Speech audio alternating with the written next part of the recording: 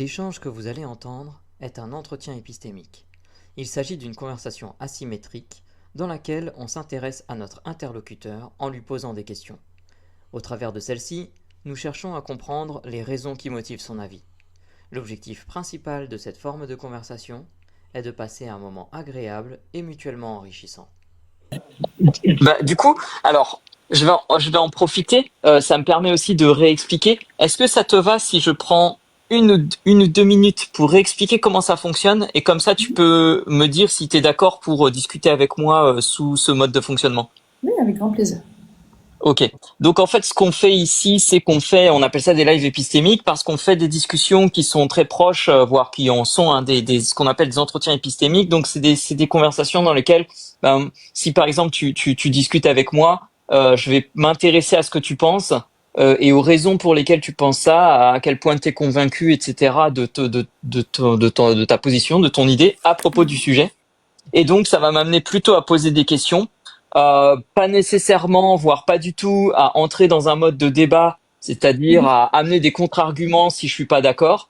Je vais plutôt garder mon avis pour moi parce que ce qui m'intéresse, c'est qu'est-ce que tu penses et pourquoi tu le penses. Et cet échange, il va durer une petite quinzaine de minutes. Et à l'issue de ces 15 minutes, on a deux choses qui se passent.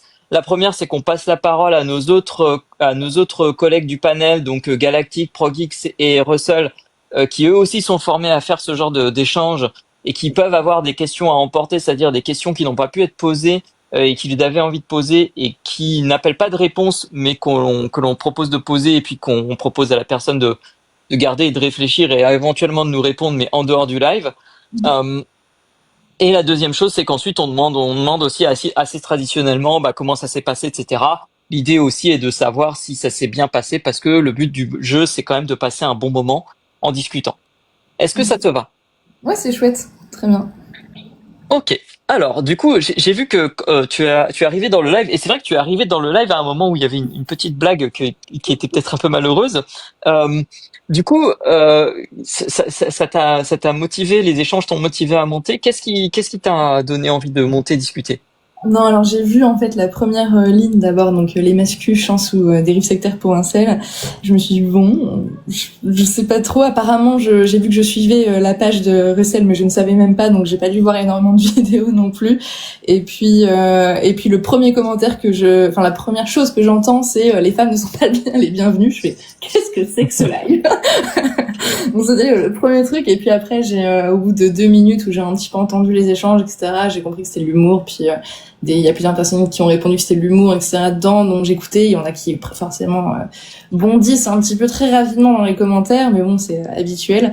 Et du coup, j'ai un petit peu écouté pour voir ce qu'il en était. Et puis il y a des choses qui étaient très intéressantes dans les échanges. Donc c'est pour ça que je me suis dit pourquoi pas monter et puis voir. Ok. Et donc, quel est toi ton avis sur la question ou la thématique, hein, parce que c'est plus une thématique qu'une question absolue. Ouais. Oui.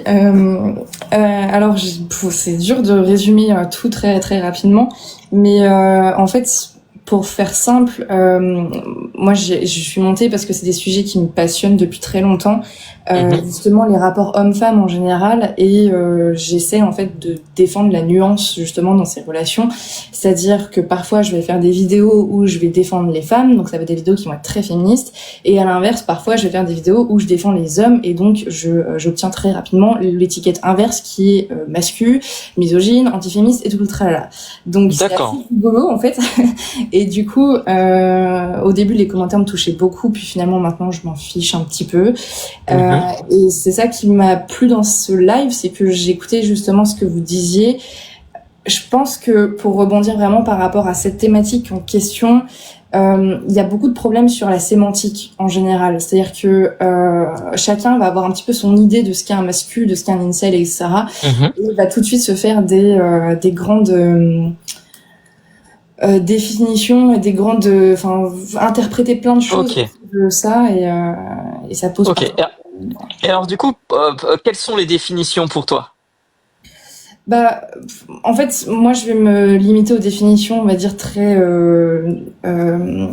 littéraire, c'est-à-dire que les incels, c'est vraiment des personnes qui n'arrivent pas à trouver d'ailleurs, c'est la définition littéraire, c'est que c'est homme ou femme, peu importe, c'est bon, qui n'arrivent pas à se mettre en couple. C'est des célibataires forcés, généralement plus sur les hommes. Et les mascus, c'est des personnes qui vont, en fait, mascus, justement, le mot lui-même, il est porté à débat, même d'un point de vue définition. C'est-à-dire que on va trouver des définitions qui vont attribuer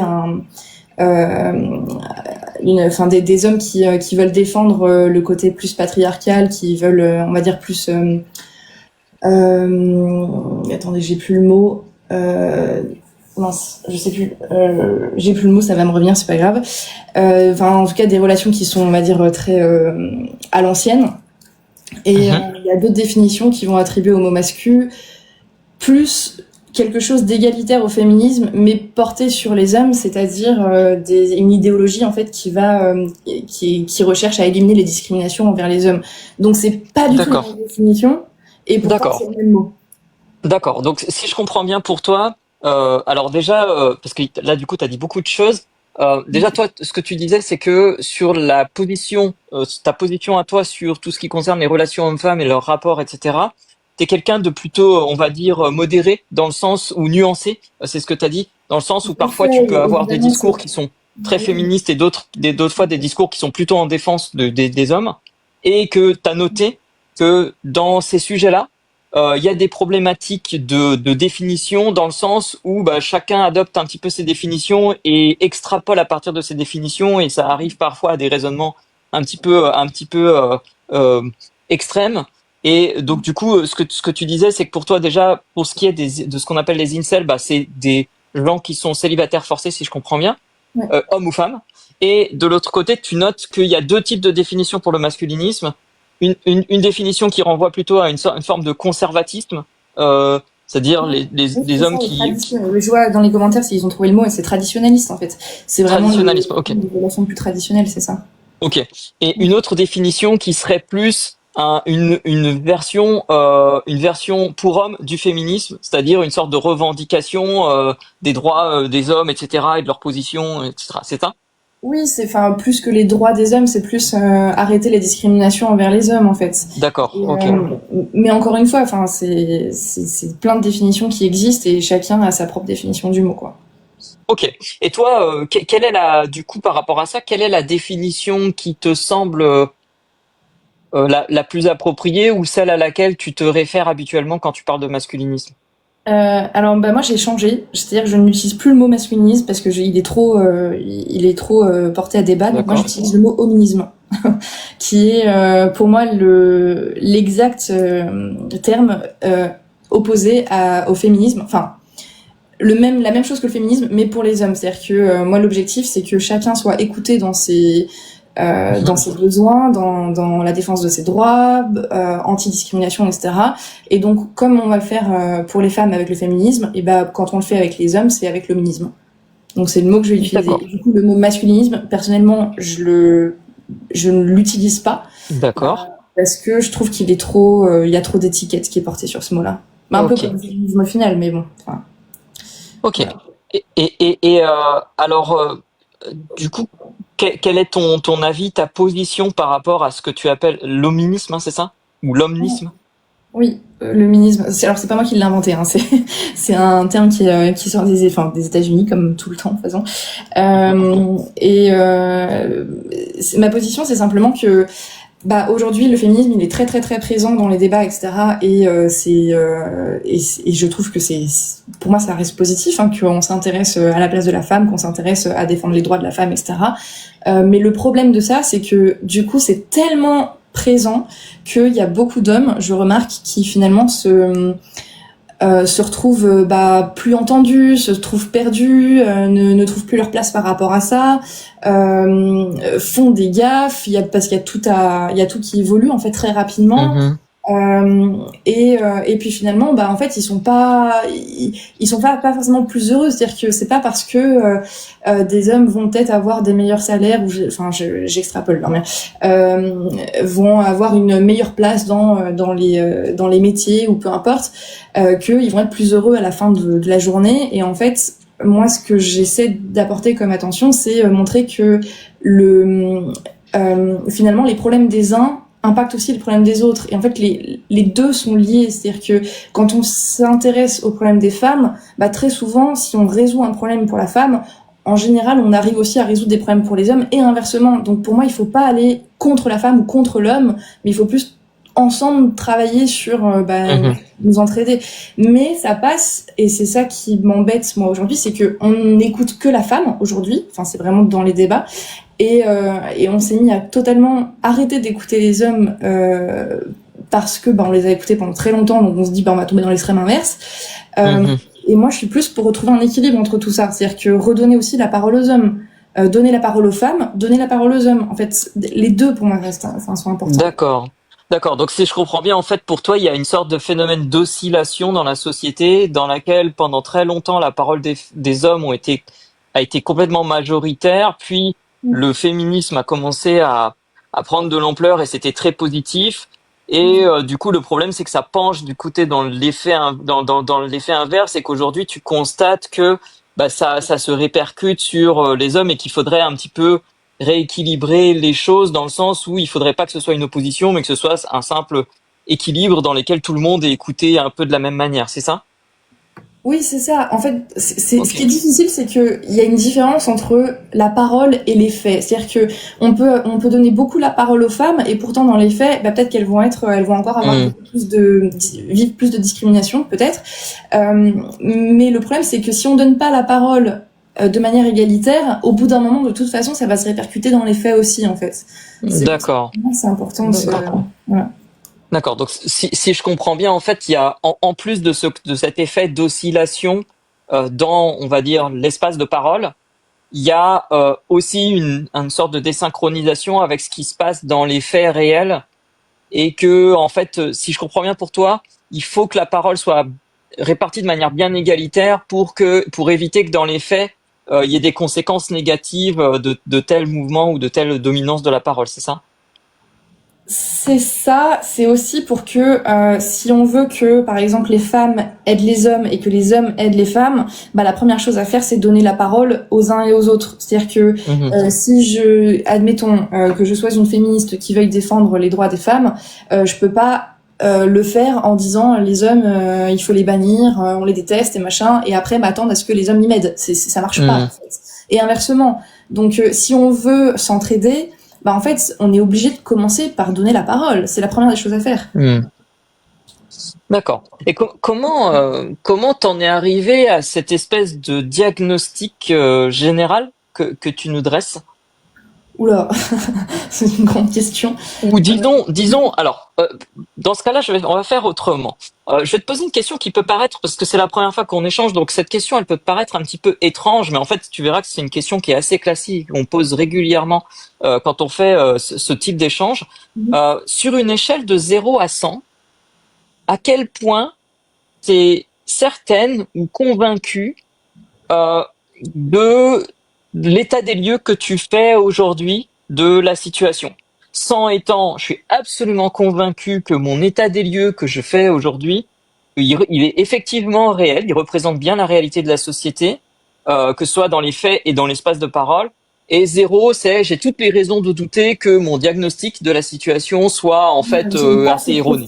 J'aime pas cette question parce que c'est une question qui si on répond sans en fait c'est on est incapable de se remettre en question et du coup ils se disent elle est convaincue par ce qu'elle dit donc peut-être qu'il faut l'écouter, et en même temps si je réponds 0 c'est ok, donc elle est tout le temps dans l'écoute, tout le temps à se remettre en question, mais en même temps elle sait pas ce qu'elle dit, donc finalement on va pas l'écouter. Donc moi j'aime pas cette question. Moi c'est Désolé. Est-ce qu'il y aurait pour toi une autre manière de m'exprimer à quel point t'es convaincue ou certaine de ce diagnostic? Et bien évidemment, en fait, l'idée n'est pas de dire qu'il faut de la nuance, enfin qu'il faut pas de nuance là-dedans. C'est ce que tu disais au tout départ. Je peux dire quelque chose, c'est que aujourd'hui, à l'instant T, c'est la conclusion que j'ai faite, enfin l'interprétation que j'ai faite de la situation. Donc à l'instant T, c'est ma conviction, donc on pourrait dire qu'à l'instant T c'est du 100%, sauf que à T plus 1, demain, potentiellement ça va évoluer, parce qu'en fait je suis constamment à observer ce qui se passe, en fait. Bah, c'est hyper intéressant. Donc, du coup, si je comprends bien, en fait, ce que tu veux dire, c'est que t'arrives pas à te placer tout simplement parce que, en fait, ta vision, elle est oscillante et donc, du coup, aujourd'hui, tu es convaincu, mais tu laisses la place à des choses qui peut-être des informations qui peut-être demain vont te parvenir et qui t'amèneront à changer d'avis, c'est ça? Oui, mais c'est normal parce que c'est l'apprentissage de la vie, en fait. Ok, ok. Et du coup, bah, c'est très bien. Quel genre de choses pourrait t'amener à modifier ce diagnostic? Bah, c'est les échanges tous les échanges qu'on a entre humains, c'est les différentes situations les informations, c'est tout l'apprentissage qu'on fait au quotidien en fait, que ce soit d'un point de vue personnel, que ce soit ce qui nous est relaté, que ce soit des débats. D'accord. Est-ce qu'il y a des, alors, je vais te poser une question qui est peut-être un petit peu méta. Est-ce qu'il y a des informations que tu reçois dans ton cheminement, parce qu'on voit bien que si je comprends bien, c'est un cheminement un petit peu constant où tu observes, tu te places en situation où tu regardes, tu recueilles des informations, et puis bah tu laisses ton avis fluctuer en fonction de ça, ce qui me semble très intéressant. Est-ce qu'il y a des genres d'informations qui sont beaucoup plus susceptibles de te faire bouger ton avis et des informations qui, même si tu les reçois, ne change pas tant que ça ton avis, ou est-ce que tout type d'information a le même effet sur ton avis? C'est dur. Là, comme ça, je saurais pas répondre. Je pense que de manière générale, j'ai un peu la même manière de fonctionner, c'est-à-dire que j'analyse énormément et ensuite je vais me faire une conclusion par rapport à cette analyse, mais les conclusions seront rarement figées. Encore une fois, elles peuvent évoluer en fait. Donc, oui, en fait, ma question, elle était pas, est-ce que tes conclusions sont figées? Ma question, elle était, est-ce qu'il y a des types d'informations, mais c'est vrai que c'est un peu abstrait, est-ce qu'il y a des types d'informations qui te font plus bouger tes conclusions que d'autres? bah, tout ce qui va être l'effet de société, puisque la société bouge beaucoup. Donc, tout ce qui est justement les relations hommes-femmes, ça bouge énormément. Tout ce qui va être la géopolitique, ça bouge énormément aussi. Donc, dès qu'il y a des nouvelles informations qui tombent, forcément, on réadapte en fait. On réanalyse, une adaptation, on veut comprendre, ce genre de choses. Après, par exemple, si je pars en sciences, en sciences, il y a quand même des informations qui sont assez plus figées, on va dire. Même si, pareil, il y a aussi des découvertes qui sont faites régulièrement, donc ça évolue, mais peut-être qu'il y a moins... Voilà, sur un 1 plus 1 égale 2, bon, bah ça, je vais pas trop revenir dessus, quoi. Ok. Donc, du coup, est-ce que ce que tu veux dire, c'est que sur ce genre de sujet, les informations qui viendraient de scientifiques seraient plus à même et qui iraient, par exemple, dans le sens de ton diagnostic aujourd'hui, auraient tendance à renforcer ta conviction versus une même information, mais qui viendrait non, pardon, excuse-moi, je me suis mal exprimé. Imaginons un cas où une nouvelle information t'arrive et cette information, elle va dans le sens contraire de ton avis actuel. Et donc, bah, tu t'apprêtes à bouger ton avis.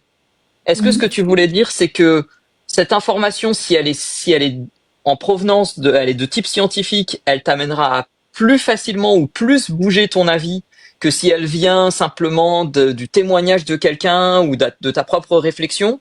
Non, c'est pas Ou est-ce que ou est-ce que ce serait pareil? En fait, non. Alors ça va l'impacter, c'est-à-dire que c'est une information que je vais prendre, mais en fait c'est comme toutes les études scientifiques qu'on fait, c'est des données, mais il y a pas que ça comme données en fait. Il y a les données scientifiques, il y a les données humaines, sociologiques, du vécu. Enfin, il y a tout en même temps. Et en fait, c'est plus une analyse générale que j'essaie de faire et du coup, je vais pas en mettre une en favori par rapport à l'autre. D'accord. Et que j'estime que mon avis n'a pas plus d'importance que celui de quelqu'un d'autre, c'est qu'on va tous avoir un vécu qui est différent et on va avoir même une lecture des mêmes données scientifiques qui va être peut-être différente en fait. Donc voilà. D'accord. Donc, non, mais c'est très intéressant. Ça fait déjà un quart d'heure qu'on échange. Ouais. En fait, si j'ai bien compris, aujourd'hui, tu fais un diagnostic de la situation qui est assez mesuré, assez modéré, et que en fait, ça tient aussi au fait que de ta façon de faire ton avis, où tu es très à l'écoute de tout un tas de types d'informations et que tu places un petit peu toutes ces informations avec le même niveau d'importance. Et comme toi, tu trouves que les différentes informations ont un même niveau d'importance, tu trouves aussi que ton avis doit avoir le même niveau d'importance que celui des autres, et ça fait que tu surestimes pas, enfin tu penses pas en tout cas que ton avis a plus d'importance que celui d'un autre. C'est ça? Alors, je crois qu'on s'est un petit peu embrouillé. Je parlais pas forcément de. Enfin, en fait, j'expliquais comment je construisais mon avis, mais je parlais pas forcément de l'importance de mon avis par rapport. Je pense que D'accord, ok. en fait, je pense que les avis de tout le monde Ok. est important. Et ensuite, c'est comment est-ce que chacun va construire son avis. Et ensuite, c'est essayer D'accord. de donner